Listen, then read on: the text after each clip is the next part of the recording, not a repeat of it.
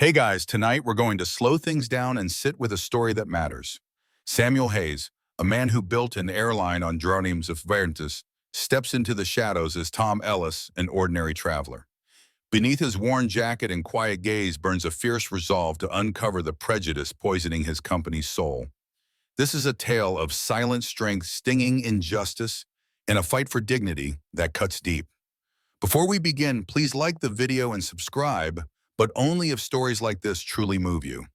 Comment your city and the time you're watching. Now close your eyes or don't, it's your choice. Either way, you're about to witness something real.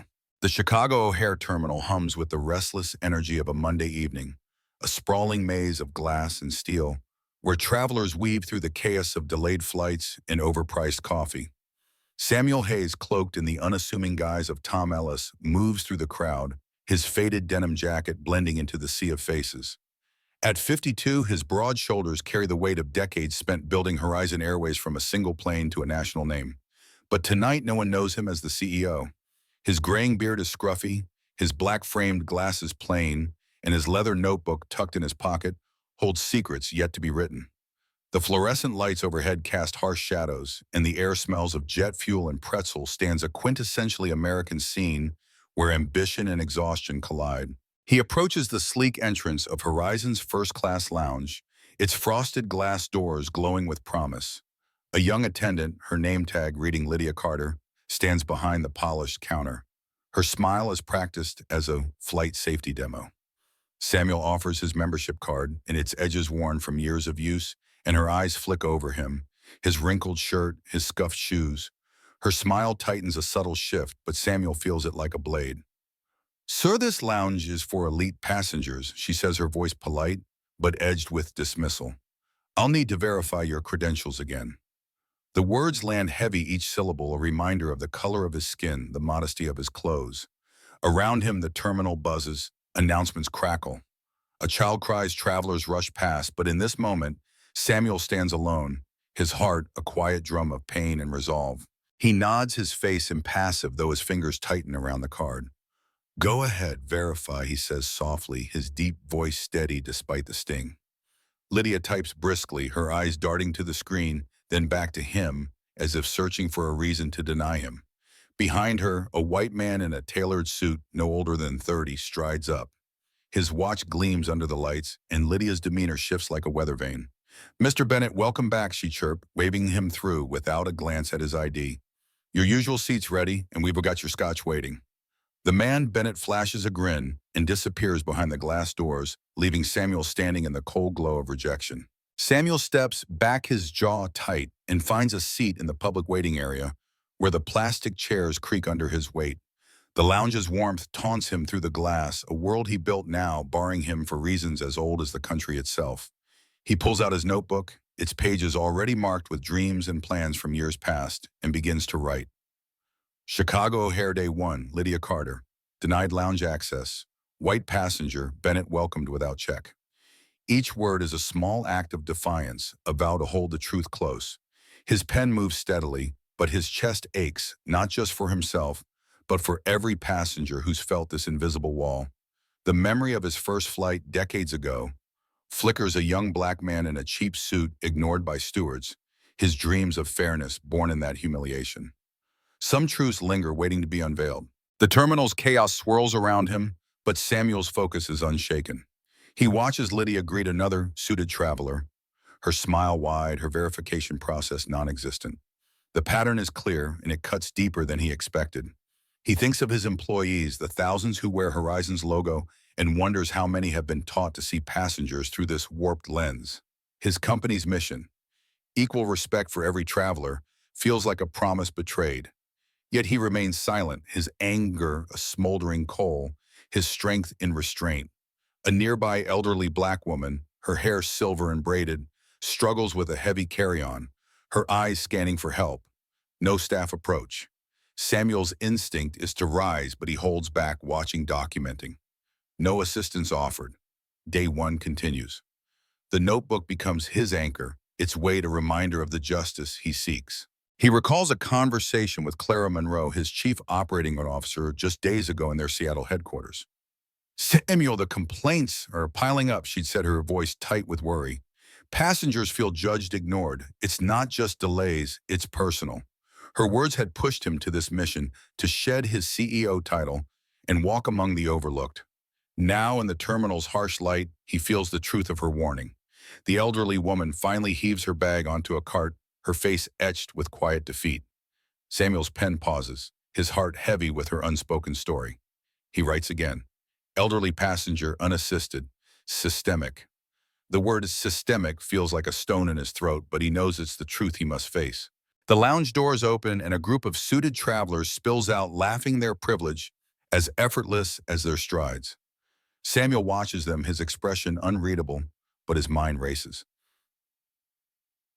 He thinks of his daughter Maya, a college senior, who once asked Dad, "How do you keep believing in people when they let you down?" He'd told her, "You don't stop believing. You fight for what's right." Now that fight feels more urgent than ever. He slips the notebook back into his pocket, its leather worn but unyielding like his resolve. The terminal's noise fades as he focuses on the task ahead, to see, to record, to understand.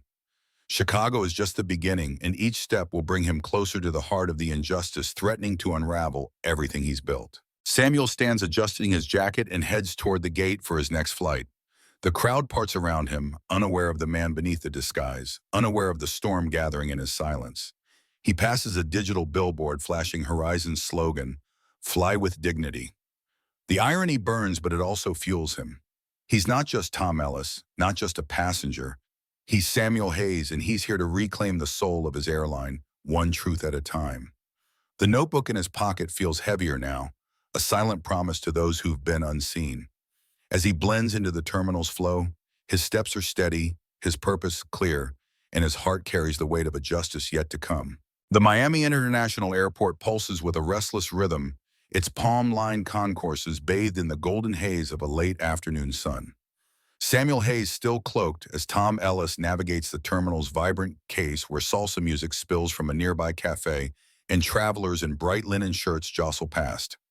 His faded denim jacket hangs loose, his notebook a quiet weight in his pocket, its pages already scarred with the truths of Chicago. The air carries the tang of Cuban coffee and jet exhaust, a South Florida blend that feels alive yet heavy with unspoken tensions.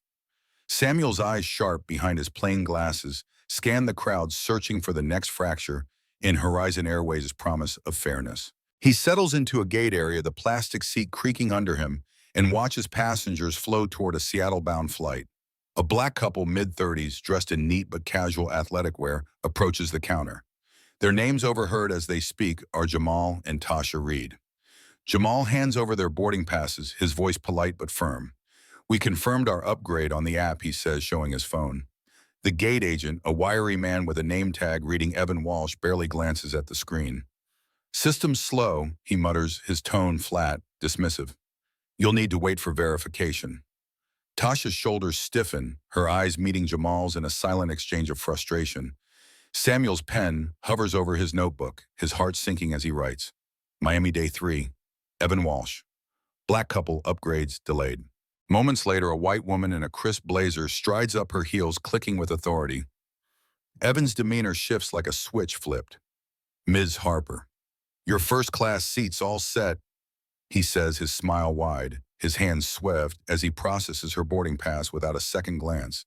No verification, no delay. The contrast is stark, a slap of injustice that Samuel feels in his bones. He clenches his jaw, his fingers tightening around the notebook, but his face remains a mask of calm. The Reeds step aside, their expressions, a mix of resignation and quiet dignity, and Samuel's chest aches for them.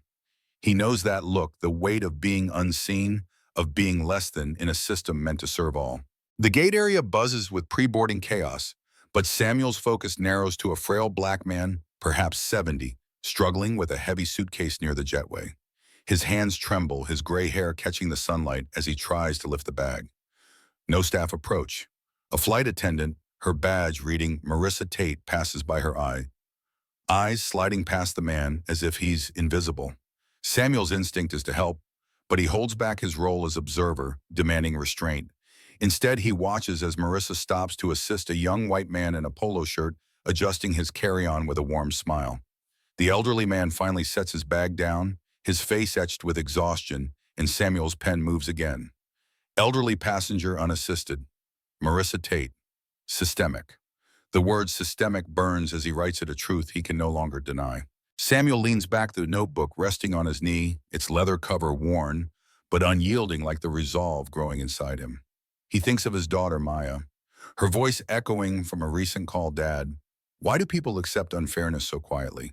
He hadn't answered then, but now he understands they accept it because they've been taught to, conditioned by 1,000 small slights. The thought fuels his anger, but he channels it into focus, his pen a weapon against the silence. He flips to a new page, his handwriting steady. Miami continued. Pattern of racial bias confirmed. The words are a vow, a promise to the reads, to the elderly man, to every passenger whose dignity has been stolen. A memory surfaces, sharp and painful. Years ago in a small Atlanta airport, a young Samuel, fresh from college, had been denied a seat upgrade despite his valid ticket. The agent's sneer, "This isn't for you," had cut deep, planting the seed for Horizon's mission. Now that mission feels betrayed, and Samuel's silence is his strength, his restraint, a gathering storm. He watches Marissa chat with another suited passenger, her laughter light, oblivious to the pain she's caused. The elderly man shuffles toward the gate, his steps slow, and Samuel's heart twists. Some truths linger, waiting to be unveiled. The boarding call crackles over the speakers, and Samuel rises, blending into the line. His eyes catch Jamal and Tasha, now seated, their faces composed but heavy with disappointment. He wants to speak, to tell them they're not alone, but his mission demands anonymity. Instead, he boards the plane, choosing a seat in the back of coach where he can watch unnoticed. The cabin hums with the low drone of engines and murmured conversations, but Samuel's world is the notebook in his hands. He writes of the reed's quiet strength, of the elderly man's unspoken struggle, each entry a brick in the case he's building. On the flight, the pattern continues. A black woman in a simple sweater tee requests a blanket, her voice soft. Tom. Marissa, passing by, offers a curt, "We're out," without pausing. Minutes later, she hands a blanket to a white man in a suit, her smile warm. Samuel's pen moves faster now, his anger a steady pulse. Flight to Seattle, Marissa Tate. Blanket denied to black passenger, given to white passenger. The injustice is relentless, each incident a thread in a tapestry of bias he's unraveling. He thinks of Clara Monroe, her warning about passenger complaints, ringing truer with every moment. "It's personal," she'd said, and now Samuel lives that truth, his notebook, a testament to the personal toll of prejudice. As the plane climbs, Samuel gazes out the window, the Miami skyline fading into a haze of clouds. The notebook rests in his lap, its weight a constant reminder of his purpose.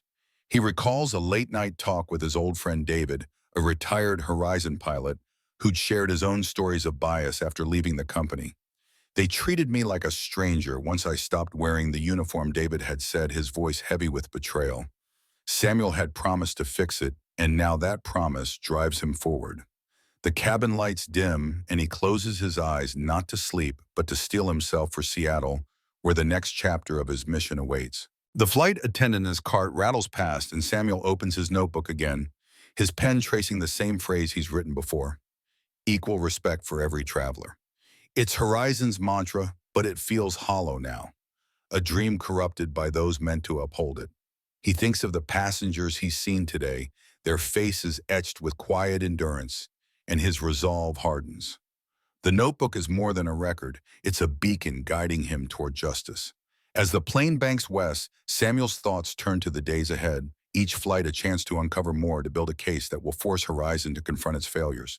His silence is his power, his restraint, a promise that the truth will not stay hidden. The Seattle-Tacoma International Airport hums with a muted energy, its vast terminal bathed in the gray light of a Pacific Northwest dawn. Samuel Hayes still veiled as Tom Ellis moves through the crowd, his faded denim jacket, a quiet shield against the world's gaze. The air carries the damp scent of rain and roasted coffee, a Seattle hallmark that mingles with the low buzz of travelers' voices and the clatter of rolling suitcases. His notebook, now thick with entries from Chicago and Miami, presses against his chest, its leather cover a tactile reminder of the truths he's uncovering. At 52, Samuel's face is a map of resolve, his eyes sharp behind plain glasses, catching every glance, every slight in Horizon Airways' sprawling domain. He lingers near Gate C-12, where passengers cluster for a flight to Boston. The gate area is a microcosm of America business travelers in pressed suits, families with restless kids, retirees clutching boarding passes. Samuel's attention locks on a young black woman, maybe 25, in a simple hoodie and jeans, her hair pulled into a neat bun. She approaches the counter, her voice soft but clear. "Hi, I'm checking on my seat assignment," she says, offering her ticket. The agent, a middle-aged man with a name tag reading Greg Dalton, barely looks up. "System's down," he snaps, his tone clipped. "You'll need to wait." The woman, whose name Samuel overhears as Keisha, nods, her face tightening with a flicker of hurt. Samuel's pen hovers over his notebook, his heart a slow burn as he writes, "Seattle, Day 5. Greg Dalton, black passenger, Keisha dismissed." Seconds later, a white man in a navy blazer strides up, his briefcase gleaming. Greg's demeanor shifts, his scowl melting into a smile. "Mr. Lawson, your upgrade's confirmed," he says, handing over a boarding pass with a flourish. "Enjoy first class. No system check, no delay." Keisha steps back, her shoulders slumping, and Samuel feels the sting of her exclusion as if it were his own. He clenches his fist, his nails biting into his palm, but his face remains a mask of restraint. The notebook is his refuge, and he adds, "White passenger, Lawson prioritized without verification." The words are a quiet vow, each letter a step toward justice. Samuel finds a seat near the gate, the plastic chair cold against his back, and watches the scene unfold. Keisha lingers nearby, her eyes scanning the crowd as if searching for an ally. A nearby conversation catches Samuel's ear, a hushed exchange between Greg and another agent, a woman named Carla. "She's not our priority," Greg mutters, nodding toward Keisha. "Focus on the high-value passengers." Carla nods, her expression neutral, and Samuel's blood runs cold. The phrase high value is a dagger, its meaning clear in the context of Greg's earlier dismissal. He writes, "Overheard, not our priority. Systemic bias confirmed." The notebook's weight grows, its pages a growing indictment of the company he built. The gate area pulses with pre-boarding tension, and Samuel's gaze shifts to an elderly black couple, their hands clasped as they navigate the crowd. The woman, her hair silver and braided, struggles with a heavy tote bag, her husband steadying her. No staff offer help. A flight attendant badge reading Tina Morrow breezes past, her eyes fixed on a group of suited travelers. She stops to adjust a white woman's carry-on, her smile warm while the elderly couple labors alone. Samuel's instinct is to rise, but he holds back his role as observer, demanding discipline. He writes, "Elderly, black couple, unassisted. Tina Morrow. Pattern persists." The injustice is relentless, each incident a thread in a tapestry of prejudice he's unraveling. A memory surfaces sharp and raw.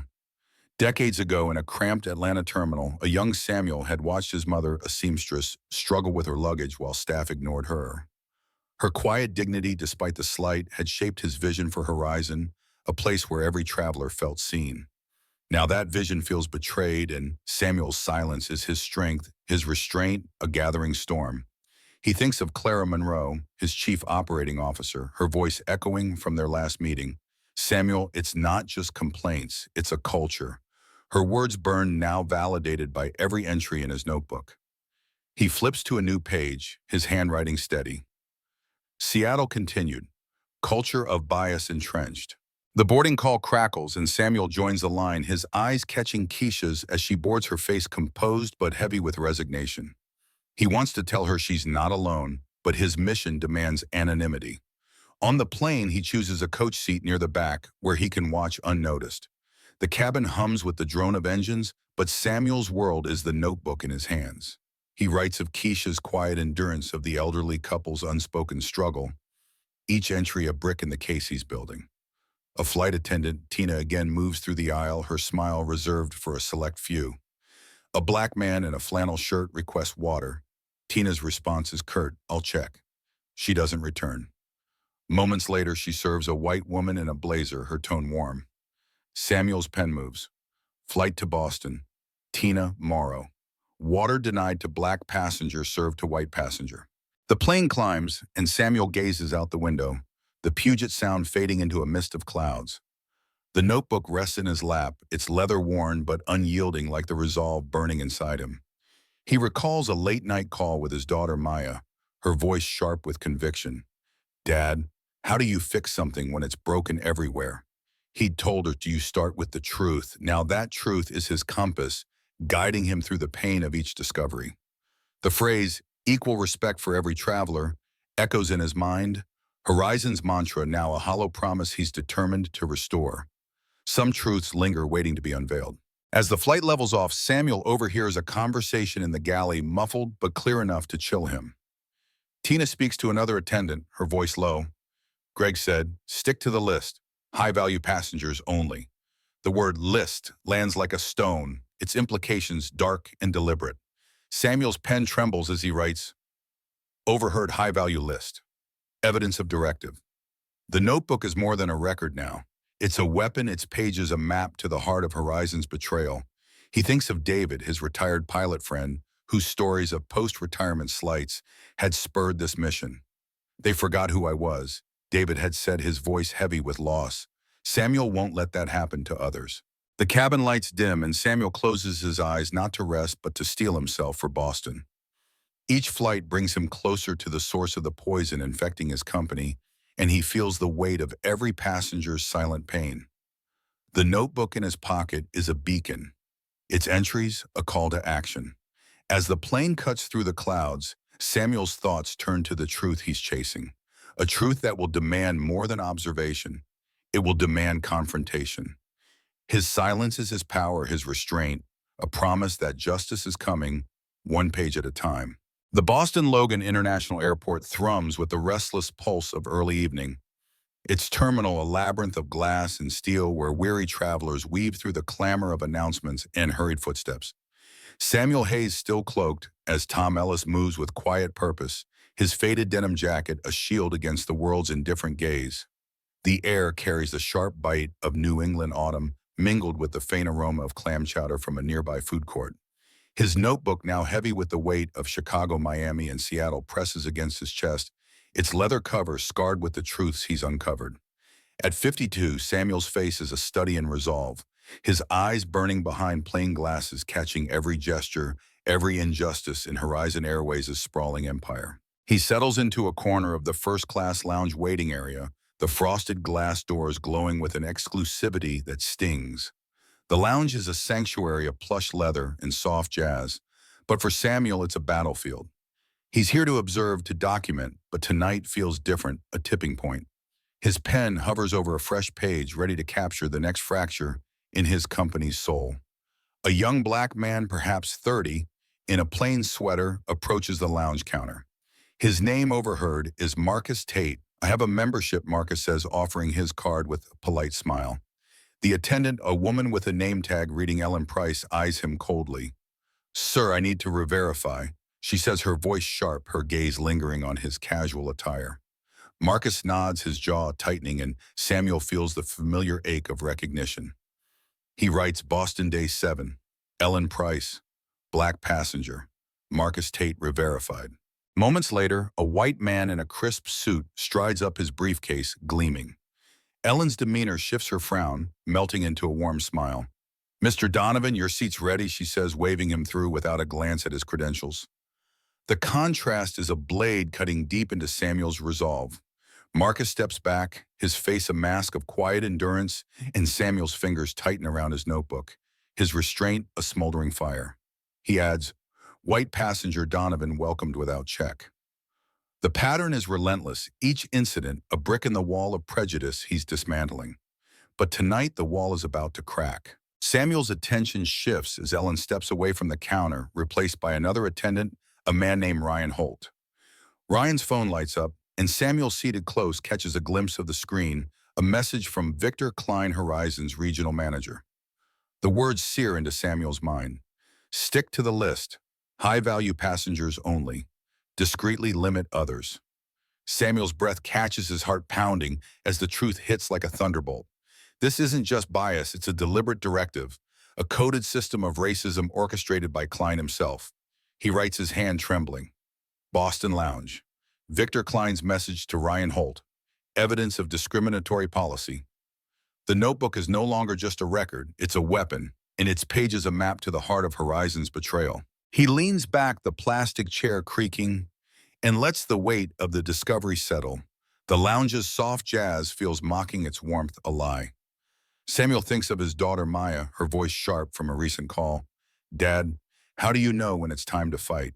He'd told her when the truth demands it. Now that moment has arrived. He recalls Clara Monroe's warning about passenger complaints, her words now validated by Klein's message. The phrase high value echoes in his mind, a euphemism for prejudice that sickens him. He writes again. Klein's directive confirms systemic racism. Confrontation imminent. The notebook's leather cover is worn but unyielding, like the resolve burning inside him. Samuel rises his steps steady and heads to a quiet corner of the terminal where he pulls out his phone. He texts Clara his message, brief but urgent. Found evidence. Klein's behind it. Need all his files now. Her reply is swift. On it. Be careful, Samuel. He pockets the phone, his mind racing. The notebook feels heavier, its entries, a chorus of voices, Marcus Tate, Keisha, the Reeds, the elderly couple demanding justice. He thinks of his first flight decades ago, the sting of being dismissed for his skin and simple clothes. That pain drove him to build Horizon, and now it drives him to save it. Some truths linger waiting to be unveiled. Back in the lounge area, Samuel watches Ryan Holt process another passenger, a black woman in a modest dress, with the same cold scrutiny. The pattern is suffocating, but Samuel's focus is razor sharp. He knows Klein's directive is the key, the thread that will unravel the entire system. He slips into a nearby cafe, the clink of coffee cups and murmur of conversations grounding to him. Opening his laptop, he finds Clara's email, a trove of Klein's personnel files and internal memos. One document titled Service Optimization Guidelines makes his blood run cold. It's filled with coded language. Prioritize premium passengers to maintain brand image. Restrict non-priority access discreetly. The lists attached are damning. Most premium names are white affluent. Most non-priority are people of color or casually dressed. Samuel's pen moves. Klein's guidelines expose racist agenda. The cafe's warmth fades as Samuel processes the betrayal. Klein, a man he trusted, has built a system to segregate passengers by race and appearance, all under the guise of professionalism. He thinks of David, his retired pilot friend, whose stories of post-retirement slights had spurred this mission. They forgot who I was, David had said, his voice heavy with loss. Samuel won't let that happen to others. He closes the laptop, his resolve ironclad. The notebook is his anchor, its pages a call to action. He returns to the lounge area, his eyes catching Marcus Tate, now seated, his face heavy with resignation. Samuel wants to speak to promise justice, but his mission demands silence for now. The boarding call for his next flight echoes, and Samuel joins the line, his heart a steady drum of purpose. On the plane, he chooses Maya a coach's seat, the notebook open in his lap. A flight attendant badge reading Laura Kent moves through the aisle, her smile selective. A black man in a flannel shirt requests a pillow. Laura's response is curt, "We're out." Minutes later, she hands a pillow to a white woman in a blazer, her tone warm. Samuel's pen moves. Flight to Chicago, Laura Kent. Pillow denied to black passenger, given to white passenger. The injustice is a pulse, each beat pushing him closer to confrontation. As the plane climbs, Samuel gazes out the window, the Boston skyline fading into dusk. The notebook rests in his lap, its weight a constant reminder of his duty. He thinks of Maya, her question about fighting, and knows the answer lies in what comes next. The phrase, equal respect for every traveler, is Horizon's heart, and Samuel will fight to restore it. He writes one final entry. Klein must answer. Justice begins now. The cabin lights dim, and Samuel closes his eyes not to rest, but to prepare. Seattle awaits, where he'll shed his disguise and confront Klein armed with the truth. His silence has been his power, but now his voice will be his weapon, ready to shatter the system that betrayed his dream. The Seattle headquarters of Horizon Airways towers over the city, a sleek monolith of glass and steel, reflecting the soft pinks of a late autumn dawn. Samuel Hayes steps from the elevator onto the 40th floor, no longer Tom Ellis, but himself, CEO visionary, a 52-year-old black man in a crisp charcoal suit, his graying beard trimmed, his eyes burning with purpose. The air carries the faint hum of corporate life, photocopiers, murmured meetings, the distant clink of coffee mugs, but beneath it lies a tension, a quiet storm gathering. His notebook, its leather cover worn but unyielding, rests in his briefcase, its pages a testament to the injustices he's uncovered across Chicago, Miami, Seattle, and Boston. Today, those truths will speak and Horizon will listen. The boardroom doors loom ahead, their polished wood a gateway to reckoning. Samuel pauses, his hand on the handle, and thinks of his daughter Maya, her voice from a recent call. "Dad, what happens when you find the truth?" He'd answered, "You make it right." Now that promise drives him. Inside the room is a study in corporate power. Long mahogany table, leather chairs, floor-to-ceiling windows framing Puget Sound's misty expanse. Victor Klein sits near the head, his tailored suit immaculate, his face a mask of forced calm.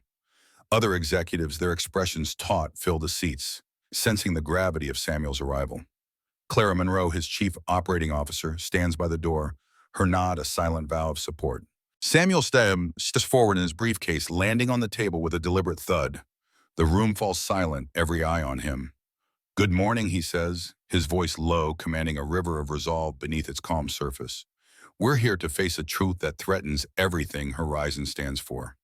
He opens his briefcase, pulling out the notebook and a thick binder of Klein's damning documents, emails, memos, the coded service optimization guidelines. Klein shifts, his fingers twitching, but Samuel's gaze pins him like a hawk. "Victor, care to explain why your high-value passenger lists target white affluent travelers while dismissing others based on race and appearance?" The question lands like a gavel, and Klein's face pales, his confidence crumbling. He stammers, "Samuel, you're misinterpreting. It's about brand image, not discrimination." Samuel's eyes narrow, his voice sharp. "Brand image, you instructed staff to deny service to passengers like Marcus Tate, Keisha the Reed's people who trusted us because they didn't fit your racist criteria." He slams the binder open, pages spilling evidence, Klein's message to Ryan Holt. "Stick to the list. High value only." The memo listing non-priority passengers, overwhelmingly people of color. The room gasps, executives leaning forward, their shock palpable. Samuel's restraint, honed through weeks of silent observation, gives way to a controlled fury. "I built Horizon to honor every traveler's dignity," he says, his voice rising. "You betrayed that, Victor, and you betrayed me." Klein leaps to his feet, desperation in his eyes. It was for the company's prestige, he protests, but Samuel cuts him off, his voice ablade. "Prestige built on prejudice is no prestige at all." He turns to the room, his presence commanding. Effective immediately, Victor Klein and 17 complicit employees are terminated. Horizon will launch a transparent investigation, retrain every staff member, and rebuild our culture on fairness. The executives nod, some with tears, others with grim resolve. Clara steps forward, placing a hand on Samuel's arm, her eyes shining with pride. Klein slumps defeated as security escorts him out, his footsteps echoing in the stunned silence. Samuel exhales, the weight of the moment settling. He thinks of the notebook, its entries, a chorus of voices, passengers unseen, unheard, now given a champion. The phrase, "equal respect for every traveler," pulses in his mind, Horizon's heart restored by his courage. He addresses the room, his voice softer but unyielding. "This is just the beginning. We'll face the fallout, but we'll do it together for every passenger who trusted us." The executives rise their applause, a quiet roar, and Samuel feels the first stirrings of hope. Some truths linger, waiting to be unveiled, but today they've broken free. Later in the company's auditorium, Samuel stands before every employee, the stage lights warm against his face. The crowd is vast: pilots, attendants, gate agents, mechanics, each face a piece of Horizon's soul. He holds the notebook, its weight a reminder of his journey. "I founded Horizon because I was once a young man judged for my skin. My clothes," he says, his voice thick with emotion. "I vowed no one would feel that pain under my watch. But we failed you, our passengers, our family." He pauses, meeting their eyes, seeing tears, nods, resolve. "Today, we start anew. Every policy, every action will honor dignity, no matter who you are." He gestures to the side where David, his retired pilot friend, steps forward. "This is David Ellis, a loyal passenger who faced the same slights you documented," Samuel says. "He's joining our Customer Advisory Council to ensure we never forget." David speaks, his voice steady. "I believe in Samuel's vision. Let's make Horizon a place where everyone belongs. The auditorium erupts applause, washing over Samuel like a tide. He steps back, the notebook in his hand, its pages no longer a burden, but a beacon. As the crowd disperses, Samuel stands alone, gazing out at the Seattle skyline, the dawn now bright with promise. The road ahead will be hard: media scrutiny, public apologies, years of rebuilding trust. But in a nation built on second chances, Samuel sees a path forward, one paved with courage and accountability. The notebook, now closed, rests in his pocket, its work done, but its spirit alive in every step Horizon will take. He thinks of Maya, of the passengers, whose faces he'll never forget, and knows this fight was worth it. Equal respect for every traveler isn't just a slogan, it's a vow renewed today, carried in the quiet strength of those who dare to see the truth and make it right. End of story. Thanks for listening. In the days that follow, Samuel's words ripple through Horizon, a call to action that reshapes training manuals, hiring practices, and the very culture of the airline. Employees inspired by his stand share their own stories, weaving a tapestry of change. Passengers notice lounges become warmer, service fairer, the invisible walls crumbling. Samuel walks the terminals now, no disguise. His presence a quiet reminder of what's possible when one man refuses to look away. The notebook tucked in his office drawer is a relic of a battle won, its pages a testament to the power of dignity over despair. For Samuel, for Horizon, for every traveler, this is not an end, but a beginning, a promise kept, a future reclaimed.